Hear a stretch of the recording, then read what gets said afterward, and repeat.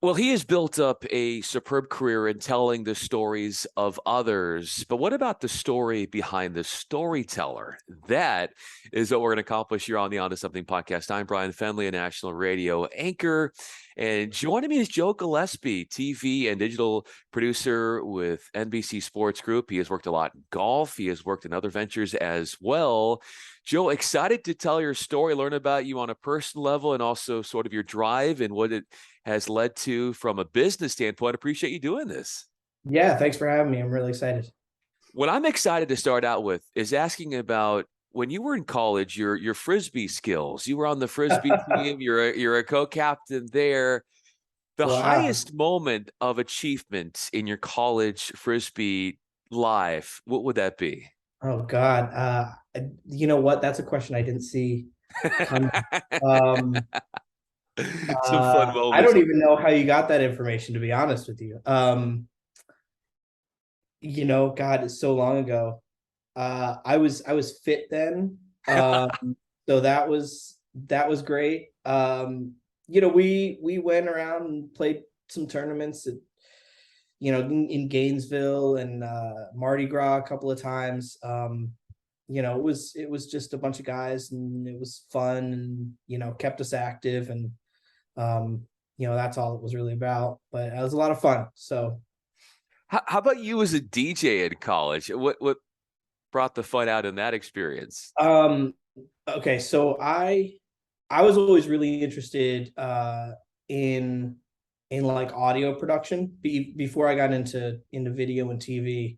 Really into music, and so I went to Flagler College, which it's a small school, but one of the reasons that I chose it is because they had a 100,000 watt radio station, so broadcasts from like Jacksonville almost down to Daytona and almost over to Gainesville. So it's a pretty wide radius where like even some of the great communication schools, like I looked at Temple, and they were pretty much broadcasting to the dorms.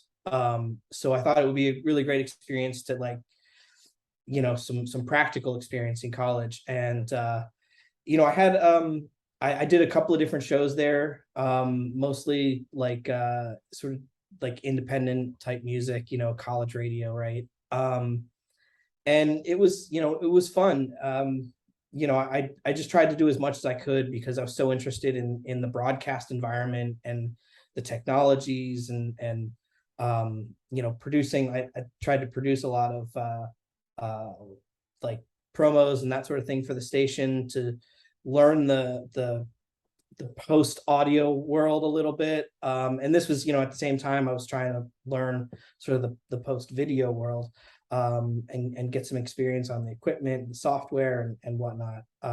But yeah, I mean, it just had a good time with it, and it was just a lot of fun and a great experience. What sort of, when I hear you talk, Joe, I hear a lot of foresight into knowing what you have to do, even at that young age in college, to get you to the next step. Where did you gain that foresight to understand this is not just an experience to enjoy? Yes, you will, but to use it for what's to come and sort of to build that forward-thinking mindset that would lead you to do all these other things thereafter. Yeah, I knew I had a pretty good idea of the direction I wanted to head pretty early on. When I was in high school, I took like I said, I was really involved in like recording audio and music and that sort of thing. And then I took a TV class with a buddy of mine, and we wound up. The only thing we did in the class was like a news program every 2 weeks, and so it was a pretty light. A lot of people took it just for the grade, but he wanted to be in film, and I was kind of on a similar track, and um, we wound up doing that. Our news program aired on the local cable access channel, and so we wound up convincing the teacher to allow us to do a separate program that was like a personality driven, sort of like Tom Green was real popular at the time. Oh, yes.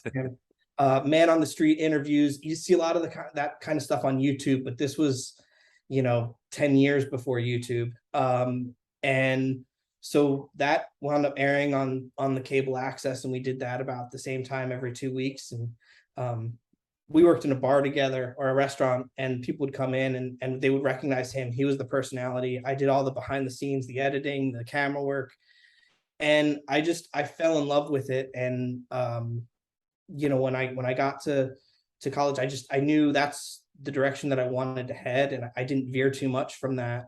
And I got super lucky coming out to be able to get a job in that field. Even though your personality was behind the scenes there when you were doing those videos, if I'm not mistaken, and you were behind the scenes doing the editing and the post production, how do you feel like your personality has really found itself to be so conducive to your journey and how it's helped you even to this day get to where you are? Yeah, so I think doing this kind of work, being a producer, being in digital media, I mean, it takes a lot of um, preparation, right? And planning. And, at the same time, you have to be the kind of person who's adaptable. And so, I think that for me, that's always been a big part of my personality is like, I like to be prepared. I want to be able to go out and deliver something that I can be proud of. But at the same time, particularly in a live environment, you need to be able to, change the plan on the fly and think quickly and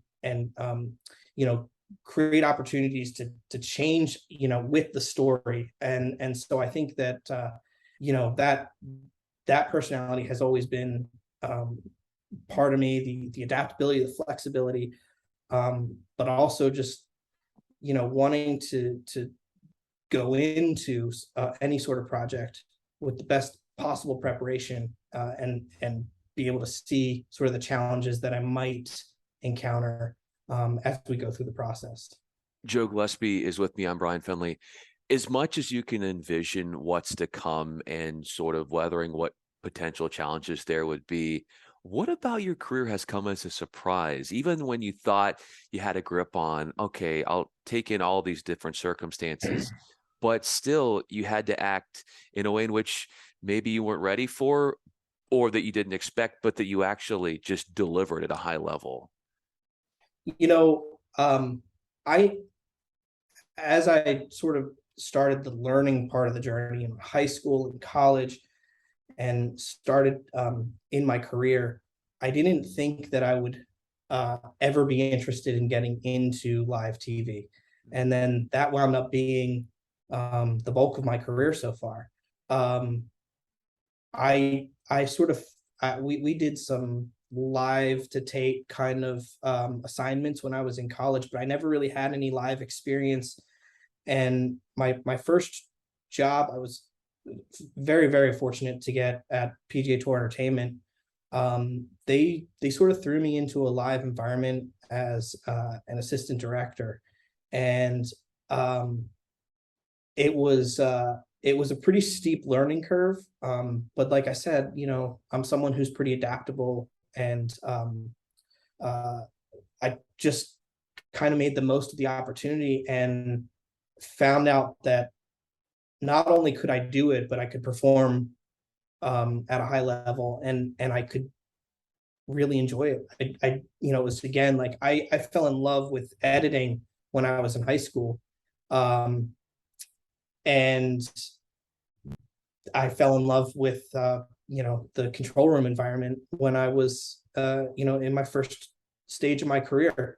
And that's something that I've carried with me, that sort of passion for doing that and being in that environment. And I think the thing that I love the most about it is when things don't go the way that they're planned.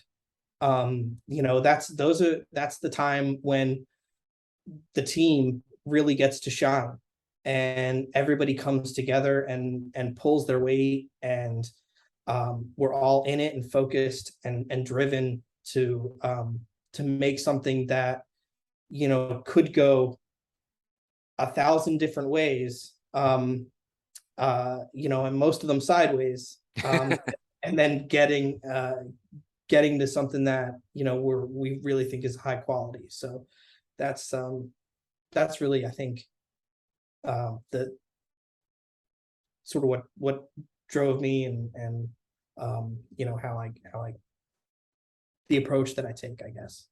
Absolutely. And then taking your sentiments on the ever changing landscape of TV and loving to adapt and going deeper into that.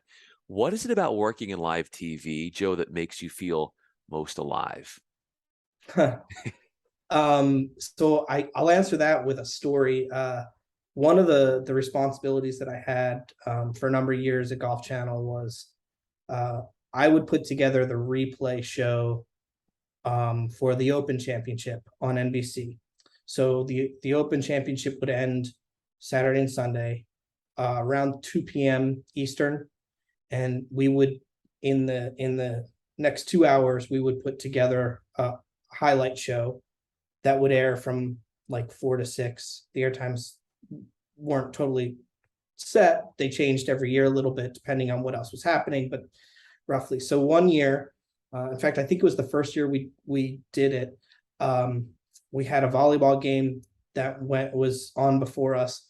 Now we had a 2 hour block, which, as you know, is like an hour and 20 minutes. It's not 2 hours, right?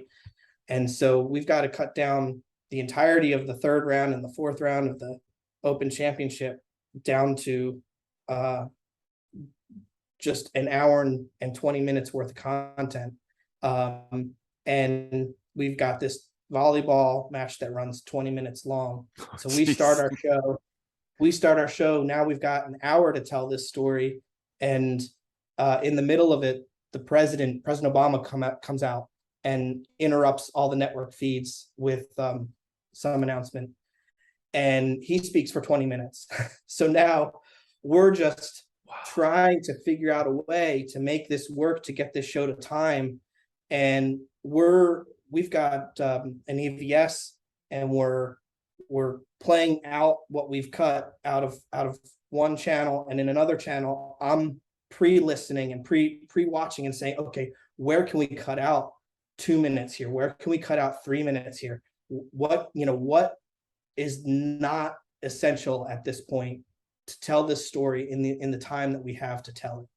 And we're making live edits on the air as it's happening, and it's like a hurricane, Wow.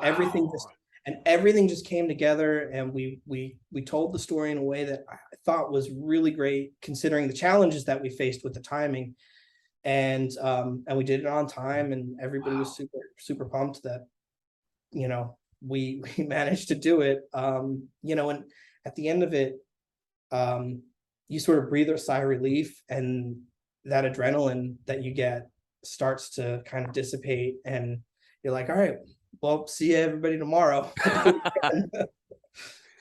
Yeah, it's like you've got to win, but if you're on a football team, you only want to spend a certain amount of time doting on it because the next challenge is coming in front of you. Joe Gillespie is with me. I'm Bryan Fenley. From a bigger picture, Joe, and you talked about your tactics and storytelling and finding what's essential.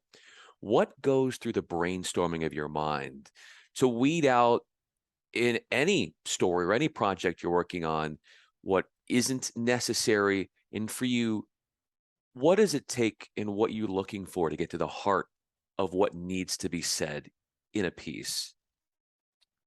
Yeah, so I think the first thing is, there's sort of an outline structure to the story, right? Particularly when you're talking about sports. This happened, then the outcome was changed by this, or this team got the lead and then it was reversed, or it was expanded on, and so there is a very specific outline. But I think that particularly in golf, we're really looking for those little moments that not just make or break the competition, but like that make or break a person's a player's, a golfer's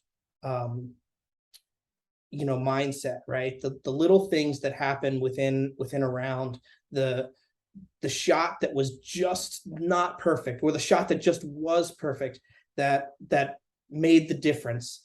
And I think that that's really what it comes down to, is finding those difference making moments to be able to to show people and say, this was the moment that mattered. I remember that same show that we did with the Open one year, with when Jordan Spieth spent 40 minutes looking over a shot. He had hit an errant shot, and he was in all sorts of trouble. And in real time, it took him 40 minutes. He was in contention, and it took him 40 minutes to figure out what he was going to do, how he was going to play this shot. Couldn't see the hole, was totally blind, wound up hitting the shot of his life.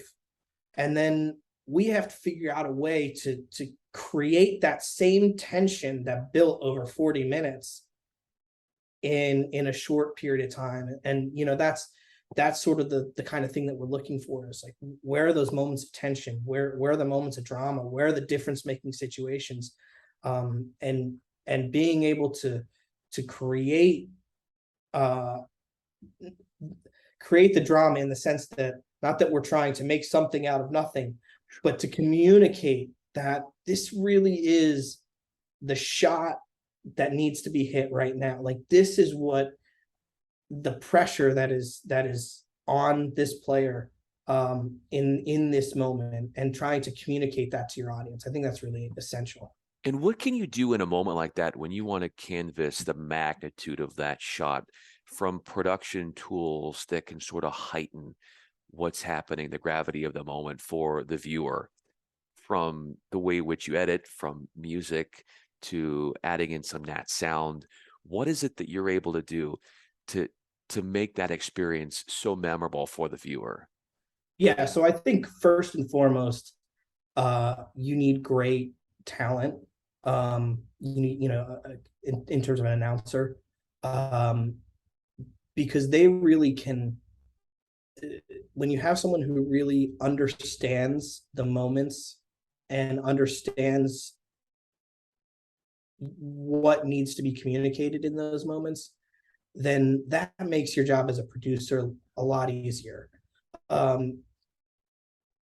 When you have someone who does that well, Dan Hicks, the Jim Nance, those guys do it extremely well, but there are plenty others.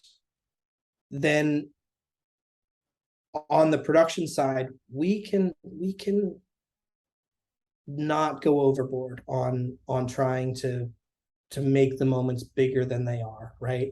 And there's a unique skill that I think a lot of announcers have, and that is the ability to know when to stop talking and to let the moment play out, right? And there's some people who want to talk right through it, and it just doesn't have the same effect.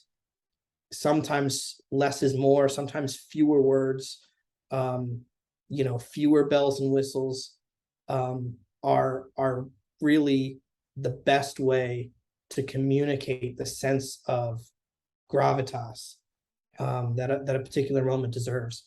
I think when you're talking about, in the post world, certainly, like, you're using a certain style of music, you're using a certain some sound effects to maybe help create those moments because they're not live. But when you're in that live moment, sometimes you just want to let it be, and let people get a sense themselves of the meaning and the drama and the suspense, that you just set it up and let the moment take over. And that can definitely include, like, we wanted to hear every word Jordan Spieth said to his caddy, every word, because they're between clubs, he's in his own head, as a viewer, you don't know what he's thinking unless he tells you. Yeah. So let him tell you, and I think that's sort of the approach that I think that most producers try to take in live television when you get to those moments, is less is more. Set it up and let the moment have some air, let it breathe. How often do you let your work breathe, in the sense of you go back and you reflect upon what you've done? Because there's always what's next. How Yeah. often do you allow yourself, Joe, to just let yourself sit with what you did and not think about what's next, which can't always be the easiest thing to do? So I love to revisit things that I've done. I love it. Because it takes me back to the moment that we did it. And I might remember President Obama coming out to speak about whatever it was, and going back to that moment where we're just in the thick of it, trying to figure out how on earth we're going to cut 40, half of our show essentially, and still make it make sense. Then it was, I love going back to those moments because they were so fun, and I look at some of those moments with the same, the same sort of gratitude and same fondness that I think about when, thinking about my kids playing baseball, right? Their last baseball game, my youngest hits a double, and like that was a big moment for him, and the pride that I felt there. And it's the same kind of thing. Like this work is like a child, right? Like it's part of me, it's in me, and it's something that I love, and I love going back, getting those opportunities to revisit the things that I'm most proud of, because they fill you with, they fill you with immense pride. So How about the overall pride you have in your kids and you being right there watching? yeah, so I've got 4 kids. So we have a house full, and my youngest is 7, my oldest is 13. So it's a pretty compact age group, um, but they're incredible. I think they're just the best part of my life. They're the best part of me, and you know, uh, their achievements, whether on the baseball field or academically, I take tremendous pride in them, and what they. I know they have so much to offer this world going forward. It's just we're just trying to prepare them for that, right? How are you better off with them in your life? Oh, um, you know, they're they're tough. They're good kids, but all kids are tough, right?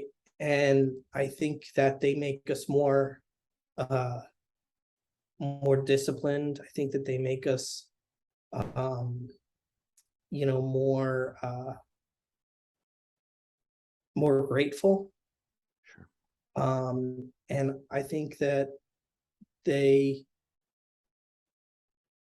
give us something to, you know, aspire to in a lot of ways. Like um one of the things that I love working in this business is like I've been a sports fan all my life, and I remember the heartache I felt when Joe Carter hit the home run in Game 6 of the World Series against my Phillies, who are in the World Series again. Yes. Um, and I was 10, 11 years old, and I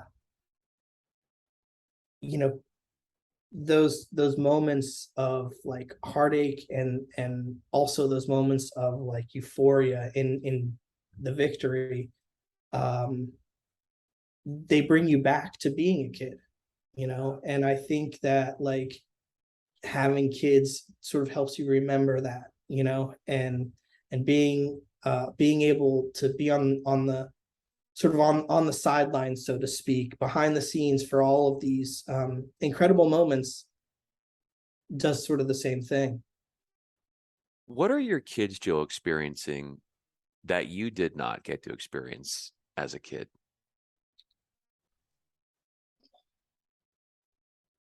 Um, I was, I wish I could say more to this, but I think, I was a pretty privileged kid. I grew up in a home. My parents did did okay. There were certainly times that were not, uh, totally easy on them. But my brother and I, we were sheltered from that really, and we got to experience a lot of, uh, you know, going to Disney World, and um, we were privileged. My dad at one point worked for a guy who had uh, tickets right next to the third base dugout at Veterans Stadium. So we would go to Phillies games, and we would, cheer them on. We would get occasional Eagles tickets thrown our way. You know, and I had just a wonderful childhood, and incredible experiences, and I hope that, today is so much different. Kids don't run around the neighborhood the way that they used to. Um, and I hope that they're having the same kinds of experiences that I did, because I had such a wonderful childhood. And we do try to take them to Disney, and do those kinds of things with them. And I think one thing that we do try to do, my because there's four of them, is we try to really dedicate time to each of them individually. um I think that it's not that, and my parents did that too, but a lot of it was my brother and I were 20 months apart. So we were really close in age, and everything was Joe and Bob, everything. So I think that, that's the one thing that my wife and I really try to do, is give them some individual attention, so that they're not just sort of lost in the shuffle. When do you get that individual attention from them? Never. Didn't you hear me? I have four kids. Oh. But the idea, I'm curious as we sort of wrapped up this conversation, Joe, who's having more fun when you go to Disney World or Disneyland? Is it you or your kids? Oh, it's definitely me. It's definitely me. Um, you know, but it's about seeing it through their eyes. I think I enjoy it more now than I did when I was, 12 years old or whatever.